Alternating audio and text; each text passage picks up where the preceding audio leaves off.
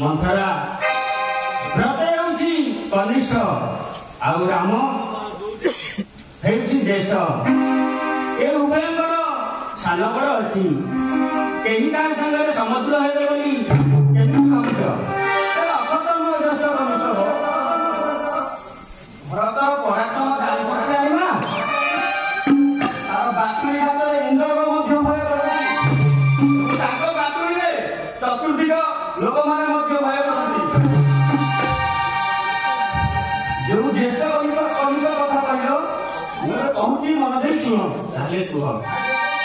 सोरा अदति सोदारा रोगी हिरणा तोरा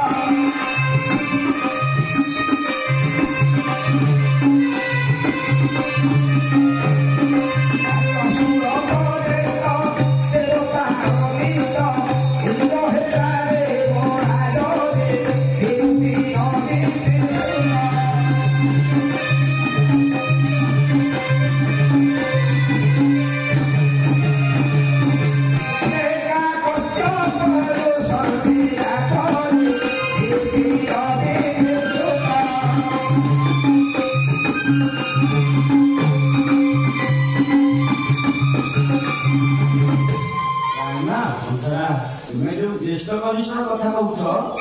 मोर कहूची सुन महाराज दितिंगर पुत्र हेउछन्ति असुर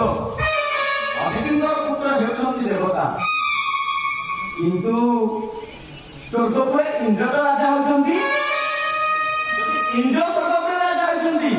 अयोध्या काहे हम घर राजा हो काहे कि घर राजा न हो ना पुराण मानकर सब कथा लेखा अछि तो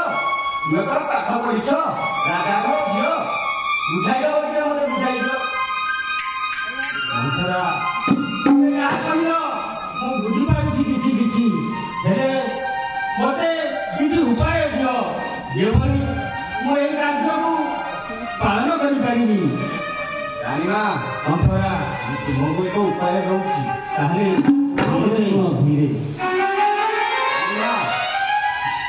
धीरे सम्रासुर सहित राजा दशरथ युद्ध करुले युद्ध परास्त हो आहत से समय रथर सारथी राजा तुम सेवार तृप्त हो तुमको दुईटी बर देवे कहते मन अच्छी तो ठीक कथा कहल मंथरा से दुईटी बर आज पर्यटन मुझे राजा मागे ना राणी आमर बात को आईले मंथरा ताहले मु केउ मोर मागिबी मते ठीक बुझेई दियो बहुछि आनीमा मन दे सुनो प्रथम बरटा हला राम जो ज्येष्ठ पुत्र राम तमर दे पेनवा राई छंती से 14 वर्ष वनवास मंथरा आनीमा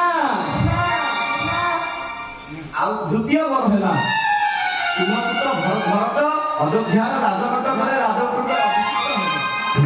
माने रहिला कि आईमा केउ प्रकार राजा को बस करी ए दुटी बर मागिले तुमे अयोध्यार पात्र आनी हेई मंथरा तुमर ए हित गाड़ी कि मु अक्षर अक्षर ने पालन मने रखिबी आईमा तुमे आशीर्वाद मंथरा ए गौंको